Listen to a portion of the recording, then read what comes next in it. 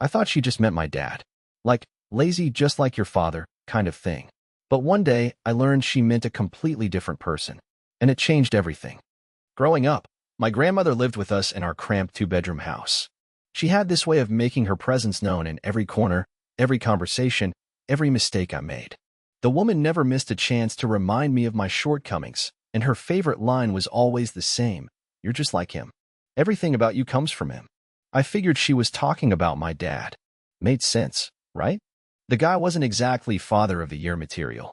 He'd disappear for days without explanation, come home smelling like cheap beer and cheaper cologne. He had this habit of starting projects around the house and never finishing them. Our garage was basically a graveyard of half-built birdhouses and partially fixed lawnmowers. When he did stick around, he'd spend most of his time on the couch, remote in one hand, kind of something in the other. So when Grandma would look at me with those sharp eyes and shake her head, muttering about how I was destined to be just like him, I thought she meant the laziness. The way I'd leave my backpack by the front door instead of taking it to my room. How I'd start reading a book and abandon it halfway through. The times I'd promise Mom I'd help with groceries and then conveniently forget when my friends called. But there was something else in her voice. Something deeper than disappointment about chores or homework. It was almost like disgust, this raw emotion that seemed way too intense for typical teenage screw-ups. She'd watch me eat breakfast, and I could feel her eyes boring into me, like she was searching for something specific. When I'd laugh at something on TV, she'd flinch. When I'd run my hand through my hair, a nervous habit I developed, she'd actually leave the room. The worst part was how she'd compare me to other kids in the neighborhood. Tommy from down the street would help his mom carry groceries, and Grandma would go on for 20 minutes about what a good boy he was, how he takes after the right people. When I brought home a B+ on a math test, she'd mention how the neighbor's kid got straight A's because he comes from good stock. Everything was about bloodlines with her, about where people came from and what that meant for where they were going. My mom would try to run interference sometimes. She'd change the subject when Grandma got started, or send me outside to play when the tension got too thick. But she never directly contradicted Grandma, never told her to stop. Looking back, I think Mom was walking on eggshells too, trying to keep the peace in a house that felt like it might explode at any moment. The comments followed me everywhere. If I spilled something at dinner, Grandma would sigh and mutter about clumsiness running in the family. If I forgot to take out the trash, it was because I had his irresponsible streak. Even good things got twisted. When I made the junior varsity basketball team, she said I probably got it from his athletic build, like it was some kind of curse rather than a blessing. School became my escape. I'd stay late for study groups or help clean up after lunch just to avoid going home. My friends started noticing that I never wanted to hang out at my place, always suggesting we go to the park or the mall or literally anywhere else. When they'd ask about my family, I'd deflect with jokes or change the subject entirely. How do you explain that your own grandmother looks at you like you're some kind of mistake? The situation got worse when I hit my growth spurt around 15. I shot up 6 inches in 1 year, and suddenly I was towering over both my parents. Grandma's comments became more frequent, more pointed. She'd stare at me across the dinner table and shake her head like she was seeing a ghost. The way she looked at me started affecting how I saw myself in mirrors. I'd catch my reflection and wonder what she was seeing that made her so uncomfortable. Update 1. Things came to a head during my junior year of high school. I'd been accepted to a summer program for students interested in engineering, and I was excited to tell everyone the news. When I bounded into the kitchen waving the acceptance letter, Mom smiled and gave me a hug, but Grandma's reaction was completely different. She looked at the letter, then at me, and her face went completely pale. For a moment, I thought she might be having some kind of medical episode. Then she said something that still gives me chills. Smart too. Just perfect. He's going to break hearts just like him. The way she said it wasn't like her usual disappointed mumbling. It was quiet, almost like she was talking to herself, but there was this underlying terror in her voice. That night, I heard her and Mom having what sounded like an argument in the living room. I couldn't make out most of the words, but I heard Grandma say something about telling him the truth, and Mom responding with something that sounded like, "Not now." The conversation ended abruptly when the floorboard creaked under my feet as I tried to get closer to hear better. The next few months were weird. Grandma started avoiding me almost entirely. She'd leave the room when I came in, eat her meals at different times, even started doing her laundry when I wasn't home. It was like living with a ghost who occasionally emerged to glare at me from doorways. Part of me was relieved not to deal with her constant criticism, but the whole situation felt unfinished, like there was this massive secret hanging over our house. My relationship with my dad also started shifting around this time. He'd always been distant, but now he seemed almost nervous around me. He'd look at me sometimes with this expression I couldn't quite read, not angry or disappointed like usual, but something more complicated. When I tried to engage him in conversation about school or my future plans, he'd give these short responses and find reasons to leave the room quickly. Mom was caught in the middle of whatever was happening. She'd try to act normal, but I could see the stress wearing on her. She started working longer hours, which meant more time alone in the house with Grandma's heavy silences and Dad's awkward avoidance. I began to feel like I was the problem, like my mere existence was somehow toxic to my own family. The breaking point came right before my 18th birthday. Grandma had been getting weaker, spending more time in bed, and Mom had been talking about getting her some kind of home health aid. One evening, I was helping Mom sort through some of Grandma's things to make room for medical equipment, and Grandma called me over to her bedside. She grabbed my hand with surprising strength and looked directly into my eyes for the first time in months. Her voice was raspy but urgent. "I need you to know that none of this is your fault. I was wrong to make you carry my shame." Before I could ask what she meant, she squeezed my hand tighter and continued, "Your mother has something to tell you. Something I should have let her tell you years ago. She died 3 days later in her sleep." The funeral was small, mostly neighbors and a few relatives I barely knew. Throughout the whole service, I kept thinking about her last words, about this mysterious thing Mom was supposed to tell me. But in the chaos of funeral arrangements and dealing with Grandma's affairs, it never seemed like the right time to bring it up. Update 2. About a week after the funeral, I was helping Mom clean out Grandma's room.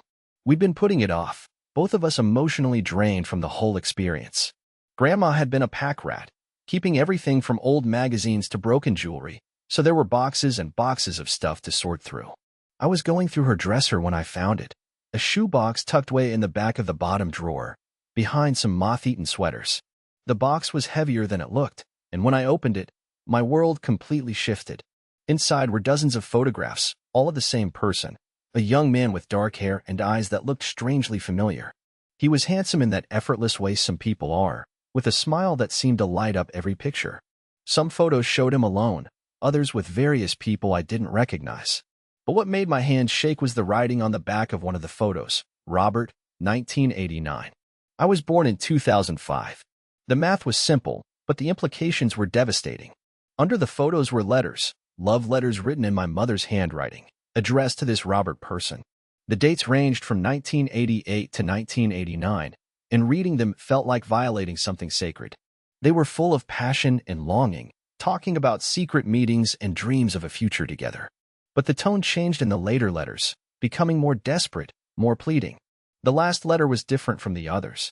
It was shorter, sadder, and it mentioned a pregnancy.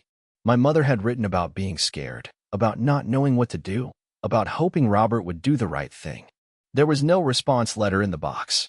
At the very bottom was a birth certificate, mine, but it looked different from the one I'd seen before when applying for my driver's license. This one had been altered. Where my father's name should have been, someone had scratched out the original entry and written in my dad's name in different ink. I sat on Grandma's bedroom floor for what felt like hours, staring at these pieces of a puzzle I never knew existed. Everything started making sense in the most horrible way possible. Grandma's comments about me being just like him weren't about my dad at all. They were about Robert, this mystery man who'd apparently disappeared when things got complicated. When Mom came to check on my progress, she found me surrounded by the photos and letters. The look on her face confirmed everything I'd suspected. She didn't try to explain or justify anything at first, just sat down next to me on the floor and started crying. Eventually, she told me the whole story. Robert had been her first real love, someone she'd met at a community college class in 1988. He was older, more sophisticated than the guys she usually dated, and she'd fallen hard. The problem was that he was married with 2 young kids, something he'd failed to mention until she was already completely smitten. Their affair lasted about a year, with Robert promising he'd leave his wife but never following through. When Mom found out she was pregnant with me, she thought it might be the push he needed to finally make a decision. Instead, he panicked. He told her he couldn't abandon his family, couldn't handle the scandal, couldn't be part of my life in any meaningful way. Then he just disappeared, changed his phone number, stopped showing up to their usual meeting places, completely vanished from her world. Mom was 22, pregnant, and completely alone. Her own parents had died when she was in high school, so Grandma was the only family she had left. But Grandma was furious about the whole situation, the affair, the pregnancy, the fact that Mom had gotten involved with a married man in the first place. In Grandma's mind, I represented everything that was wrong with the situation. That's when my dad came into the picture. He'd been a friend of Mom's for years, someone who'd always harbored feelings for her but never acted on them. When he found out about her situation, he offered to marry her and claim me as his own son. It wasn't a romantic gesture. It was more like a business arrangement that benefited everyone involved. Mom got respectability and financial stability, Dad got the woman he'd always wanted, and I got a father figure, even if he was reluctant about the whole thing. But Grandma never forgave any of it. Every time she looked at me, she saw Robert, the man who'd broken her daughter's heart and abandoned his responsibilities. In her mind, I was a constant reminder of shame and poor choices. She was convinced I'd inherited not just Robert's looks but his character flaws too. Final update. Learning the truth about my parentage was like having the ground shift beneath my feet. Suddenly, every awkward interaction with my dad made sense. He'd been raising another man's child while pretending it was his own. Every harsh word from Grandma took on new meaning. She hadn't been criticizing me for being lazy or irresponsible. She'd been seeing Robert's face every time she looked at me. The hardest part was realizing how much energy I'd wasted trying to prove Grandma wrong, trying to be the opposite of what she expected me to become. I'd spent years walking on eggshells, second-guessing every decision, wondering why nothing I did seemed good enough. Now I understood that the problem was never really about me. It was about her inability to separate me from the pain Robert had caused. I went through a period of being angry at everyone. Angry at Mom for lying to me for 18 years. Angry at Grandma for making me feel like a burden my entire childhood. Angry at my dad for going along with the charade while treating me like an obligation rather than a son. But mostly, I was angry at Robert, this phantom figure who'd shaped my entire life without ever being part of it. I considered trying to find him. With social media and search engines, it wouldn't have been impossible to track down a Robert from the late 1980s who lived in our area. But the more I thought about it, the more I realized I didn't actually want answers from him. What could he possibly say that would make any of this better? That he was sorry? That he thought about me sometimes? That he'd made a mistake? Instead, I focused on rebuilding my relationship with the family I actually had. It took time, but I eventually understood that my dad had made a genuine sacrifice in raising me. He'd never been warm or affectionate, but he'd provided for me, helped with homework when I asked, taught me to drive, showed up to my basketball games. Maybe it wasn't the father-son relationship either of us had imagined, but it was real in its own complicated way. Mom and I had to work through a lot of trust issues. I understood why she'd kept the secret, protecting me from the knowledge that my biological father had abandoned me before I was even born was probably the right call when I was younger. But carrying that lie for 18 years had damaged both of us. She'd lived in constant fear that I'd somehow find out, and I'd grown up sensing that there were secrets in our house without knowing what they were. The most unexpected part of this whole experience was how it changed my perspective on identity and family. I'd always assumed that knowing your biological parents was essential to understanding yourself, but learning about Robert didn't actually tell me much about who I am as a person. The traits Grandma had attributed to him, my height, my athletic ability, maybe even my academic interests, those were just genetic lottery results. They didn't determine my character or my future. What shaped me was growing up in a house where love was complicated and conditional, where secrets created distance between people who should have been close. I learned to be self-reliant because I couldn't count on emotional support. I became good at reading people's moods and adjusting my behavior accordingly because survival in my house required that skill. I developed a strong sense of justice because I'd experienced what it felt like to be judged unfairly. These weren't traits I inherited from Robert or my dad or anyone else. They were skills I developed in response to my specific circumstances. And while some of those circumstances were painful, they'd also made me resilient and empathetic in ways I might not have been otherwise. 6 months after learning the truth, I was cleaning out my own room before leaving for college when I found something I'd forgotten about, a letter Grandma had given me on my 16th birthday. At the time, she'd handed it to me without explanation and told me to read it later. I'd stuck it in a drawer and completely forgotten about it until now.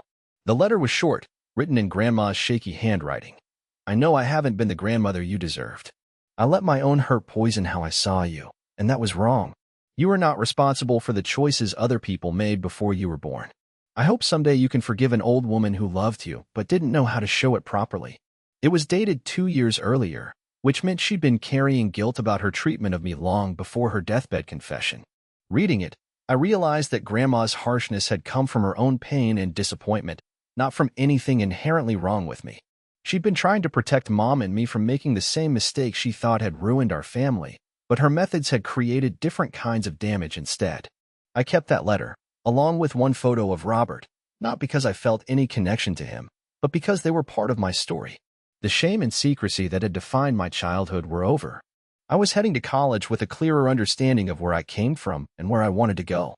The last conversation I had with my dad before leaving for school was probably the most honest we'd ever had.